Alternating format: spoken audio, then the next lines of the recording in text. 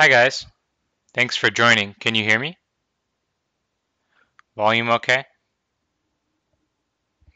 Okay, cool. So this is the third game from Invincible, and if you saw the previous lecture, the previous game was also against Shuwa, and Shuwa played really well that game, and he won by 12 points, even though he was giving Shusaku a two-stone handicap. So let's see how this game goes.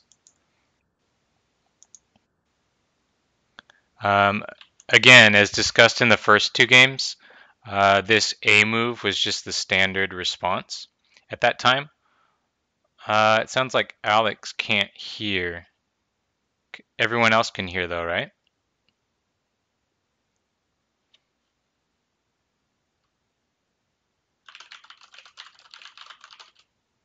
Um, I'm not sure. It seems like it might be on. Okay, that's good. You can hear now. Yeah, so this was just standard at this time. Um, Shua actually tries to do the same opening as the last game. This time, Shusaku changes something. He goes ahead and plays here. If you recall in the previous game, Shusaku just answered both of those, and then Shuwa played this point. So this time, Black decides to play, that same spot that White got. Yeah, White's just trying to gain speed by doing these approaches. Otherwise, it would be better to just play in an empty corner. This way, he can get some, get some stones flowing and maybe try to get something in his advantage. Um, Normally, it's important to respond when your 4-4 is approached. It's one of the top things in, priorities for the opening, actually. And the reason for that is um, not that A is very weak. Even if white plays again, it's not going to die. It's not really a health issue. But the problem is if white gets another move around B, um, black just isn't going to get much profit in that area. He might have to run for a little while. Um, yeah, if white gets B, actually let me click the a few moves here first, and then we'll go back and talk about it. So what he actually does in the game, he doesn't follow up against the 4-4. He could have chosen to do that. Instead, he just approaches here, and then black responds. So if you compare with the previous game, now black's actually, been able to occupy an advantageous place in the corner before getting this move. So maybe it's a little better for black. If white plays here, this is a really common situation. If black plays Tanuki, it definitely does threaten to seal in the next move. So generally black's going to come out, and there's three ways of doing it. You can almost think of it as two ways though. Black's either going to come out just like this without touching white, or he's going to play one of the attachments, right? Those are the ways that black can come out. And notice that if black doesn't play, this is the spot that white would play. Does anyone know, can this black stone still live?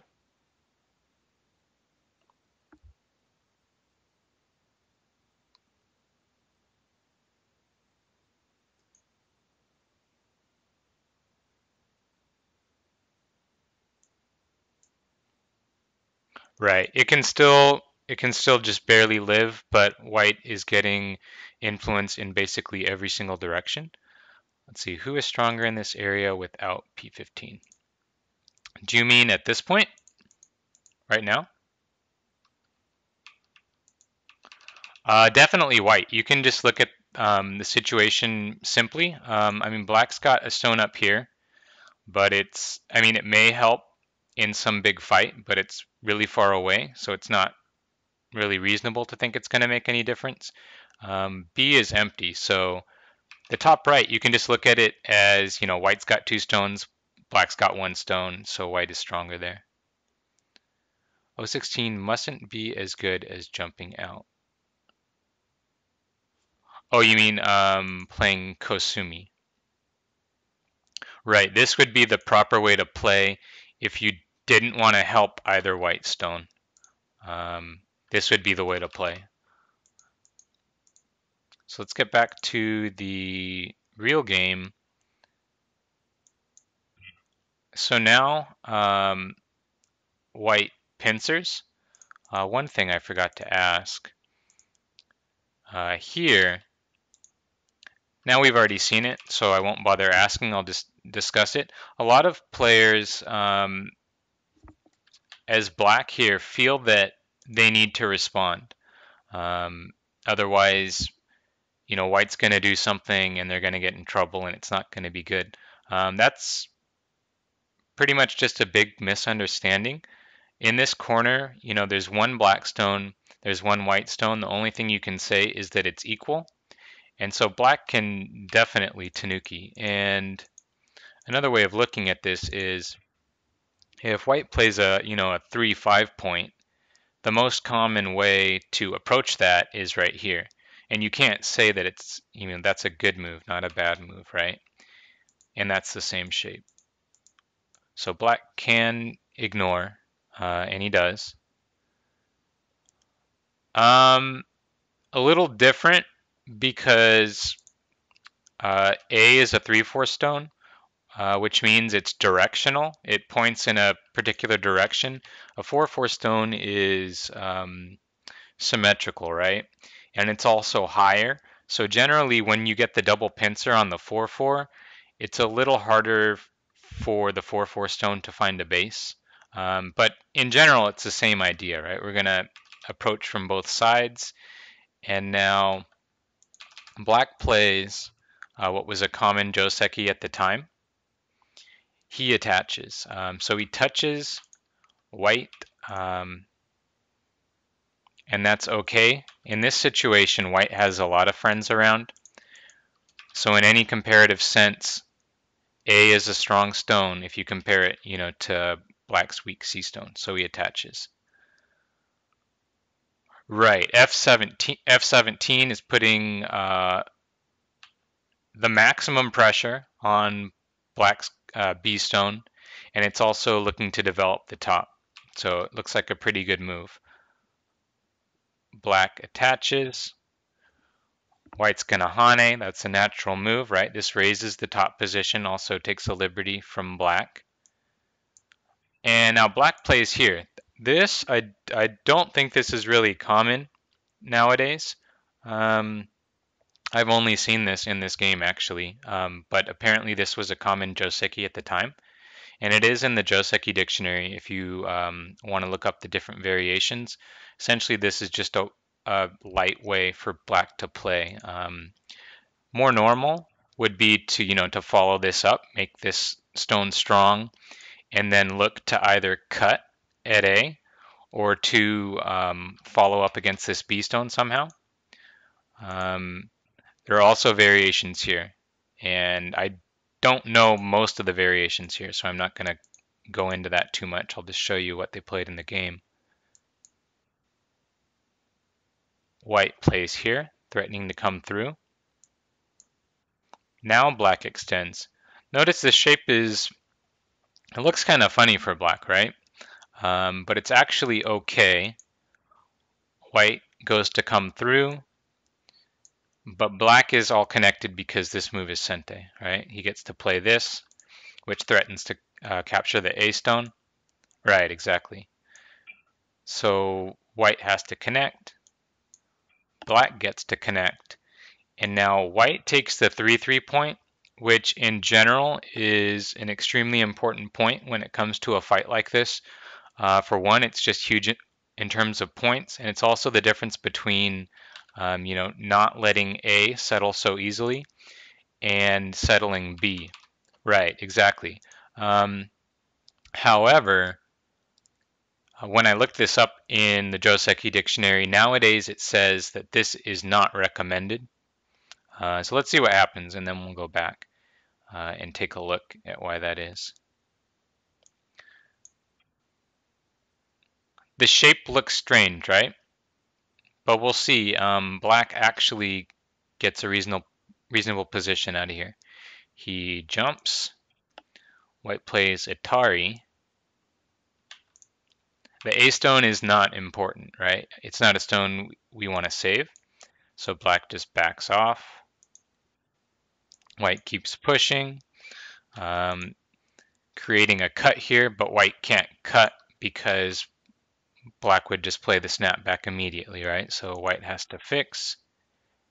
Now black fixes his position. You can see that black, while he doesn't have a base, he's gaining a lot of thickness towards the center.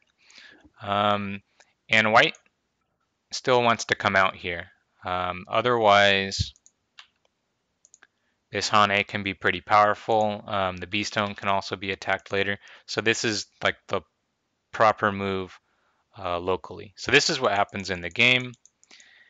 And what was recommended in the Joseki dictionary, which to me, I think this looks better.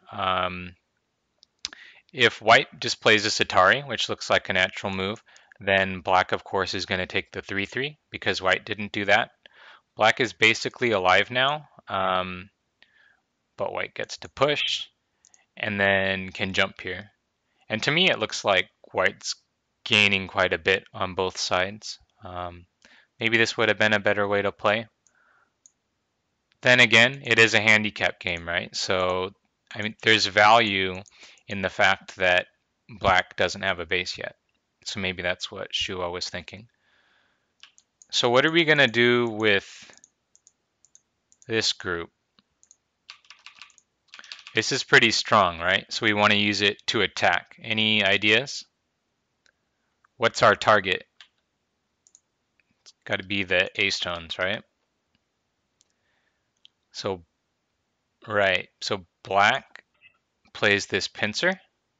It's actually a double pincer now that I'm thinking about it. So it's a 3-space high pincer on A, and it's a two-space pincer over here. And this is the proper way to use this thickness. I think some of us might continue to run with that group thinking it's somehow weak because it doesn't have a base, but it's plenty strong enough and out into the center. So Shusaku uses it to attack. White splits. Black continues to use this group, treat it as a strong group, and he plays this vital point. I'll show in a second why this is an important point. And then white goes to try and connect everything up. The reason this is a vital point is that in this type of shape, when black has all these stones, white has connection issues, right? So it's really hard for white to jump out like this, actually. Just to show it really simply, white is cut now, right? If he Atari's here, black can cut this way with the counter Atari. If he plays here, then black can still cut that. So K14 is a very important shape point. White plays on the second line, and this is a handicap game, and black has a lead.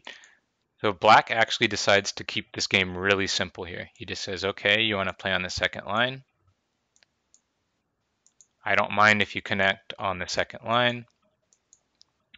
I'm just gonna, make this strong position. So essentially black's attitude here is that he's just keeping the game really simple. And as long as he does that, it's hard for white to actually win the game. Okay, so what should white be thinking about now? Should he be attacking, defending, playing a big corner? Or a big move? Yeah, exactly. The corner is opened and it's big. So it's been there for a while, and now everything is pretty much settled for the moment. So it's time to play in the corner. I actually find these sorts of situations very interesting.